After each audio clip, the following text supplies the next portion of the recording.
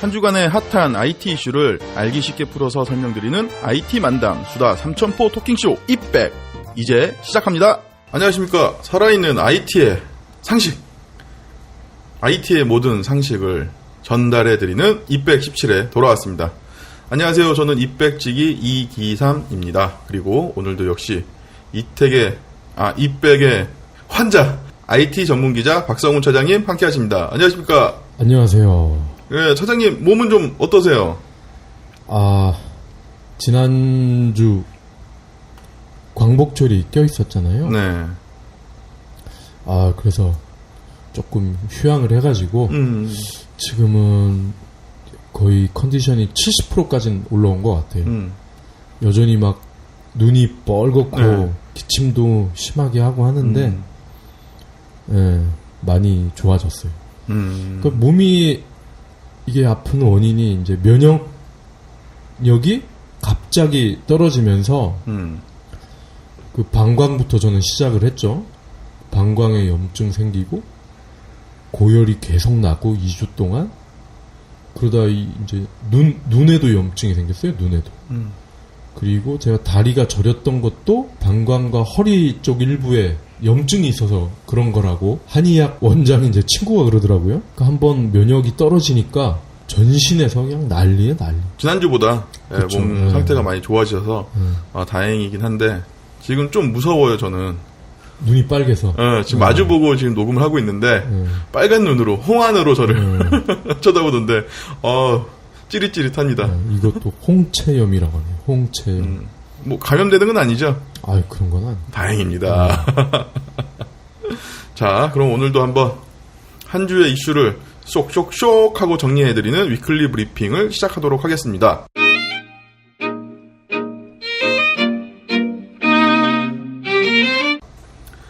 첫 번째 이슈는 목소리와 관련이 되어 있는데요. 버스 정류장에서 도착 시간을 실시간으로 알려주는 음성에 토종 기업의 첨단 기술이 담겨져 있다고요? 예. 우리 왜 요즘 이렇게 버스 타려고 보면은 일단 LED 간판이 보이죠? 네네네. 몇 분에 도착. 번호가 짝짝짝짝 나오잖아요? 그리고 막상 그 번호의 버스가 오면은 아가씨 목소리가 나오잖아요? 지금 900번 버스가 도착하고 있습니다. 기계음이 나오죠? 네네. 근데 이 기계음이, 그러니까 TTS죠, 이것도 일종의. 그러니까 텍스트 투 스피치. 문자를 음성으로 바꿔준다, 뭐 이런 뜻인데, 이 TTS 기술을, 우리 토종 기업인 디오텍이 가지고 있었던 거예요. 네네. 디오텍. 네. 그동안은 그냥 아무 생각 없었잖아요. 당연히 저거는 어떤 아줌마가 버스 올 때 되면 얘기하나보다 하고 있었는데, 그게 알고 보니까 얘네도 그 인프라웨어라는 기업의 계열사더라고요, 이게. 인프라웨어를 한번 언제 특집으로 해야 될 것 같아요. 그러니까. 네. 우리 좀 민승기 부장 한번 모셔가지고, 네네. 진짜 한번 특집을 한번 해야 될 것 같아요. 알게 모르게 인프라웨어의 계열사라든지 아니면 그쪽의 서비스들이 일상생활에 많이 침투되어 있더라고요. 그러니까 삼성 같은 대기업이 아니고 중견 기업이 글로벌 1위를 하는 경우가 흔치 않잖아요. 인프라웨어가 그 중에 하나거든요. 폴라리스 오피스 아시죠? 알고 있습니다. 그러니까 워낙 뛰어나다 보니 갤럭시 노트 이런 데는 그냥 들어가 있어. 아예 그냥 삼성이 그냥 돈을 주고 심어버렸어요. 그냥. 하여튼 그 인프라웨어의 계열사 디오텍인데 음성 기술에 관한 고급 기술을 다 가지고 있어요. 그러면은 저희가 지하철이나 버스를 타면 이렇게 나오는 음성은 이렇게 녹음을 한 거잖아요, 성우가. 그렇죠. 그러니까 그거와 다르게 그렇죠. 버스 정류장에서 나오는 안내 멘트는 TTS. 그렇죠. 전자사전 혹시 요즘 거 써보셨나요? 네이버는 그거는 아마 외국인이 아마 한 걸 텐데, 요즘 나온 전자사전은 예문 있잖아요. 네. 그 예문을 TTS로 읽어줘. 근데 거기도 디오텍의 기술이 들어가고, 그리고 내비 목소리 있죠? 그것도 일부 TTS 기술이 들어간다고 합니다. 그럼 500m 앞에서 좌회전 하세요. 요거 말씀하시는 거죠? 그래서 이게 버스 그 정보 시스템이 보니까 2001년에 부천에서 처음 시작을 했더만요. 그래서 지금은 서울을 포함하는 경기도 전국 30여 개 도시에서 하고 있는데 이 디오텍 기술이 들어가 있고 중요한 거는 9월에 다음 달이잖아. 인천에서 아시안 게임 하잖아. 거기에 그 외국인들 선수나 관람객들도 버스를 많이 탈 거 아니에요. 그렇죠. 뭐 셔틀이든 뭐든. 그 사람들을 위해서 디오텍에서 외국어 버전도 제공을 하겠다는 거예요. 영어, 일어, 뭐 중국어 같은 네네. 기본적인 것들을. 그러니까 이제 외국인들도 버스를 탈 때 지도나 이런 거 없이 바로 듣고서 LED 간판 플러스 자국어 음성이 나오니까 헷갈릴 이유가 없겠죠.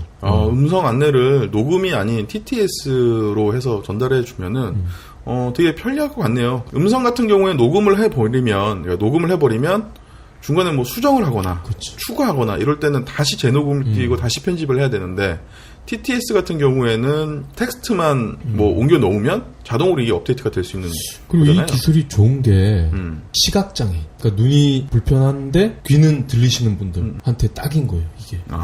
그래서 장애인의 어떤 편의 또 증진을 하고 또 이 기술을 외국에 팔아먹을 수가 있어요. 영국이나 프랑스나 미국, 일본 이런 중국도 시장이 크잖아. 네네. 그러니까 얘네들한테 팔아먹을 수가 있어서 인프라웨어 상장사인지 아닌지 모르겠는데 상장사라면은 주식을 지금 미리 사놓으면 제가 볼 때 2년 안에 3배 올라갑니다. 2년 안에. 근데 이거 TTS는 해외여행 가면 좋겠네요. 우리나라 사람이 이게 또 라이팅은 또 되는데. 그렇죠. 스피킹이 안 되잖아요. 이게 얼마나 자연스러우냐 그게 문제인데. 네. 우리 그 광고 그 정도 수준이면 못 알아들을 것 같아. 어머, 박 차장님 저를 말씀하시는 건가요? 저는 이미 낙곰수, FXFM 등 유명 팟캐스트에서 안내를 하고 있는 유미라고 합니다. 이 정도 발음이면 알아들으시겠죠? 근데 이 TTS도 그 음성 엔진들이 다양해서 외국에서 먼저 시작을 했으니까 외국 엔진들은 또 자연스럽게 음성 안내가 될 수 있지 않을까 또 그런 생각이 듭니다. 근데 아마 이 디오텍의 엔진이 아마 현존 최고일 거예요. 그래서 자연스럽지 않거나 이러지 않을 거라는 거죠. 그러면 실시간 통역도 머지않아 기대하고 있겠습니다. 그러면 이제 두 번째 이슈는 좀 의외예요. 마이크로소프트에서 업데이트를 하면 PC가 고장난다는데 보통 이렇게 업데이트를 하게 되면 더 좋아져야 되는 거 아니에요? 그렇죠. 그게 정상인데 PC가 망가지거나 블루 스크린이 뜨는 거야. 지난주에 저도 이걸 했어요. 업데이트를. 근데 다행히 저는 운 좋게 그 오류가 없는 업데이트를 내려받았고. 이것도 그런 게 있어요? 그러니까 이게 뽑기예요, 일종의. 아니 무슨 업데이트도 뽑기야. 그러니까 이게 하필 그러니까 그 시간, 뭐 그 지역 이런 게 있었나 봐. 그래서 그때 받은 사람은 이게 불량품이 들어온 거지. 그러니까 피로 치면은 우리가 수혈을 하잖아.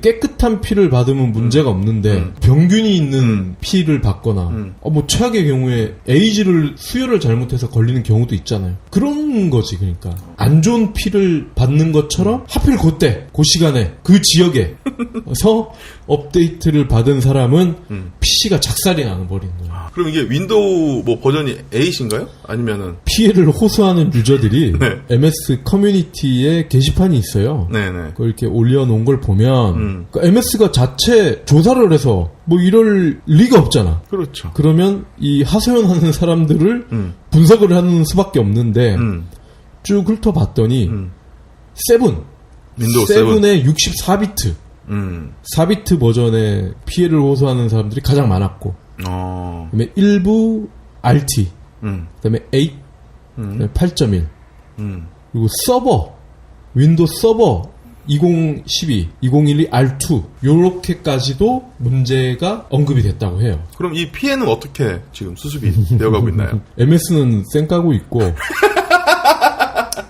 그래서 이제 일단 급하니까 MS도 임시 방편을 내놨어요. 그게 뭐냐면 공지문을 띄웠는데 결국은 시키는 대로 해라. 일단 이걸로 PC가 멀쩡해지는 건 완전히 멀쩡해지는 건 아니지만 임시 방편이다 하고서 복구법이 적힌 일종의 뭐 매뉴얼이라고 해야 되나? 간략한 매뉴얼? 근데 그게 다 영어야. 그러니까 한국에서 만약에 이 피해를 본 분들은 번역을 직접 해야 돼. 근데 IT 매뉴얼을 보신 분들은 알 거예요. 은근히 복잡해요, 영어가. 알쏭달쏭한 용어들이 또 굉장히 복잡해요. 그래서 이래저래 참 마음고생이 심하실 거예요. 야, 그러면 MS 유저들은 되게 우라가 터지겠네요. 그렇죠. 다수는 괜찮은데 적지 않은 소수가 그러니까 이런 일을 당하니까 정말 짜증나겠죠. 이런 일이 있었군요. 아, 저는 뭐 맥 유저라. 아니, 저도 그날 음. 업데이트를 봤는데 유독 시간이 많이 걸리는 거야. 보통은 그거를 이제 인터넷에 연결된 상태에서 패킷이라고 해야 되나? 그거를 인터넷으로 내려받고 네. 그 다음에 그거를 PC에 이제 까는데 시간이 걸리잖아요. 네. 근데 보통은 한 10분? 15분 정도 걸렸는데 그때는 거의 40분이 걸리더라고. 야, 그럼 거의 새로 까는 소는 정도의 시간이 소비가 됐네요. 그래서 좀 이상하다 싶었는데 아니나 다를까 이런 불상사가 생겼다고 하네요. 그럼 일단 뭐 아쉬운 대로 그 매뉴얼을 보면서 예, 영어 공부를 하셔야 되겠네요, 유저들은. 그걸 쳐가면서 해야 될 것 같아요. 당장 뭐 이렇게 방법이 없다는 거죠? 그렇죠. 예. 한국 MS 문의해봤자 소용없습니다. 대단한 글로벌 기업입니다. 아, 부럽습니다. 그 정도의 깡. 아, 다음은 게임 소식으로 넘어가겠습니다. 블리자드 엔터테인먼트의 마이크 모하임, 그 CEO 겸 공동 설립자죠. 네. 이분이 한국의 PC방에서 차기작에 대한 감을 잡고 계시다고. 한국의 PC방이죠? 한국의 PC방에서 네. 육개장 사발면을 먹으면서 차기작에 대한 감을 조율을 한다. 네. 아, 재밌어요. 이 모하임이 되게 귀엽게 생겼거든? 실물을 보면은. 면도했나요? 면도를 안 했으면 좀. 이 아저씨가 키가 되게 작아요. 작고 되게 좀 나이에 비해서 동안이거든? 그래서 수염을 의도적으로 기를 때가 있고 이걸 또 밀 때가 있어요. 기를 때 보면 이제 지 나이로 보이고 밀 때 보면 한 진짜 10년은 젊어 보여요. 워낙 동안이고 또 체구가 아담하니까. 하여튼 그 아저씨가 이제 사발면을 먹으면서 PC방이 있다고 한번 상상을 해봐요. 얼마나 웃긴가. 근데 왜 이제 이 높은 분이 바퀴벌레 굴러다니는 PC방을 가냐? 한국이 일종의 그 리트머스 역할을 하고 있어요. 뭐 어느 기업이나 마찬가지지만 특히 블리자드 같은 경우는 한국 시장을 정말 중요하게 생각을 하거든요. 돈을 많이 벌어서가 아니라 이 리트머스 역할을 정말 제대로 하기 때문에 여기서 뭐 신작 내놔서 안 된다. 그럼 글로벌에서도 안 되는 거지. 그리고 이러이러한 게 좀 불만이다. 그럼 이걸 싹 고쳐놓으면 글로벌에서도 호응이 좋고 뭐 그런 거예요. 그래서 이제 19일에서 5박 6일 일정으로 한국에 와서 일단 차기작 중에 가장 중요한 게 이제 와우죠. 와우의 5번째 확장팩일 거야 아마. 드레노의 전쟁 군주. 그리고 또 중요한 게 히어로즈 오브 더 스톰. 그때 지난주에도 얘기 드렸죠? 네네.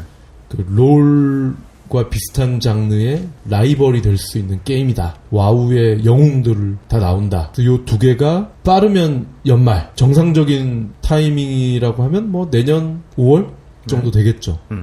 그때 나오기 전에 이제 한국 PC방에 와서 얘들은 도대체 와우를 어떻게 하고 하스톤이 나와서 또 반응이 괜찮잖아요. 뭐 우리 게임 어떻게 즐기나 뭐 보고 젓가락질 어떻게 하나 라면만 먹고 이 새끼들은 어떻게 3일 4일을 버티나 이런 걸 좀 슬며시 보고 게임 개발에 반영을 하겠다는 거예요. 그리고 마침 와우 드레노의 전쟁 군주가 11월 18일 출격을 확정 지었어요. 그러니까 더 의미가 있겠죠. 홍보하는 효과도 있을 거고 출시 날엔 못 오니까. 그러면은 블리자드 같은 경우에는 뭐 대작들 대작이 아닌 게임이 없죠. 네, 런칭할 때마다 또 색다른 이색 또 런칭 쇼를 유저를 대상으로 진행을 하는데 이번에도 기대가 많이 되겠네요. 저번에 뭐더라? 하스톤이었나? 2시부터 행사라는 거야. 밤 12시. 그러면서 취재 지원을 위해 기자실을 12시부터 새벽 6시까지 운영을 하겠다는 거야. 라꾸라꾸 침대를 갖다 놓고? 라꾸라꾸는 없고 자정부터 06시까지 기자실을 운영을 한대. 네. 난 또 무슨 뭐 찜질방 뭐 쿠폰을 준다고 그런 줄 알았더니 새벽 6시까지 기자실 운영한다고. 네. 그게 취재 지원이야. 대단해. 아니, 어차피 그러면 지명 기자분들은 마감도 안 할 거 아니에요, 여기서. 그래서 지명 기자들은 거의 안 갔을 거야. 아무튼, 항상 색다른 이벤트로 유저들한테는 즐거움을, 담당 기자들한테는 당혹스러움을 주는. 이거 스태프들도 눈 뻘게 해가지고 그냥 밤 새웠을 거 아니야, 그때. 알겠습니다. 11월에 런칭쇼 또 기대를 하겠습니다. 마지막 이슈로는 이게 많은 분들이 공감을 하실 거예요. 아파트 층간소음. 그쵸. 아파트 층간소음을 소음으로 잡는다는데 이건 무슨 맞불 작전인가요? 그런 거죠. 일종의. 네네. 우리 그때 얼굴 인식 단말기 5G텍 정규택 대표 나오셨잖아요. 네네. 그분이 이 기술을 또 그래요? 개발을 하셨네. 얼마 전에 그 정 대표님께서 카톡으로 중앙일보에 나오신 그 기사를 저한테 캡처해서 보내주신 거예요. 그 내용인가? 그래서 사실 그때 디프리 때 이 내용이 나왔어요. 제가 없었을 때. 네. 나왔는데 지금 나가면 곤란하니 좀 참아달라. 네네. 참았는데 거의 2달 만에 기술이 나온 거예요 지금. 원리가 뭐냐면 EJ 있잖아요. 우리 EJ. 네. 오랑캐는 오랑캐로 잡는다. 그랑 똑같아. 그러니까 이 소음이라는 게 어떤 특정 음역이 있는 거잖아요. 네, 그렇죠. 주파수나 음역이 있단 말이죠. 그러면 이거를 상쇄를 시킬 수 있는 반대의 주파수나 음역을 가진 소음을 쏴준다는 거예요. 그럼 이 소음이 서로 이렇게 겹쳐버리면서 네. 없어진다는 거죠. 네네. 그런 거예요. 진짜 맞불 작전 같은 그런 거와 비슷한데 그러니까 이걸 전문용어로 역파장이라고 그러는 역파장. 파장을 없애버린다고. 역파장을 가진 안티음인 거죠. 컨트롤 사운드라고 하나 봐요. 이것도 아파트를 질 때 또 두꺼운 뭐 흡입제, 차음제 이런 걸 깔면 돈이 엄청 많이 든대요. 차라리 거기다가 애들이나 사람이 뛰는 소리잖아. 네. 아니면 그 식탁 의자 드르륵 끄는 소리, 청소기 미는 소리, 청소기, 물건 떨어지는 소리, 뭐 세탁기. 변기 물 내려가는 소리 이런 거잖아. 그럼 그런 소리가 날만한 거실, 세탁기 밑에 이런 데다가 마이크를 놓는 거야. 그런 그 역파장을 지닌 제어음을 발생할 수 있는 마이크를 심는 거지. 그러면은 애들이 막 뛰고 막 전쟁놀이 하고 막 그러면 그때 마이크에서 그 역파장의 음을 쏴주는 거야. 그럼 아래층 사람은 안 들리는 거죠. 그 소리가 오기 전에 이미 죽어버리는 거예요. 소리가. 야, 이론상으로는 완벽하네요. 그쵸. 근데 이게 아까 말씀하신 것처럼 자재로 그거를 이제 다 마감하기에는 비용이 많이 드니까. 그렇죠. 그럼 비용적인 절감도 있고 그만큼 또 효과가 있는 기술이라는 거죠. 그렇죠. 그리고 이게 비용도 비용이지만 흡음제 뭐 요런 거는 다 화학 제품이 들어가는 거잖아요. 이게 화재의 취약하단 말이야. 불이 나면은 보통 불 나면은 불에 의해서 화상에 의한 사망보다는 이 유독가스로 인한 질식으로 사망하는 경우가 훨씬 많거든요. 네. 근데 소음 줄이기 위해서 이걸 넣는데 화재가 나버리면은 이거는 정말 대형 사고가 나는 거죠. 그럼 이것도 이제 새롭게 올라가는 아파트에는 또 선보일 수 있겠네요. 또 우리는 또 이 정규택 대표님이랑 친분이 있으니까 그 마이크를 한번 또 협찬을 받아서 우리가 한번 써보자고. 되게 자녀를 키우시니까 되게 한번 제품을 설치를 하시고 아이들이랑 같이 축구를 한번 해보시면 소림 축구를 해볼게네. 소림 축구를. 네네. 알겠습니다. 그러면은 저희가 준비한 위클리 브리프는 이만 마치도록 하겠습니다. 그리고 2부에서는 지난주에 예고 드린 거와 같이 웨어리블 디바이스에 대해서 알아보도록 하겠습니다. 와, 기대된다. 영혼이 없어, 멘트에. 액션은 지금부터다. 크리티카만의 초액션을 만든다. 이것이 크리티카의 액션. 손안의 최액션 크리티카 혼돈의 서막.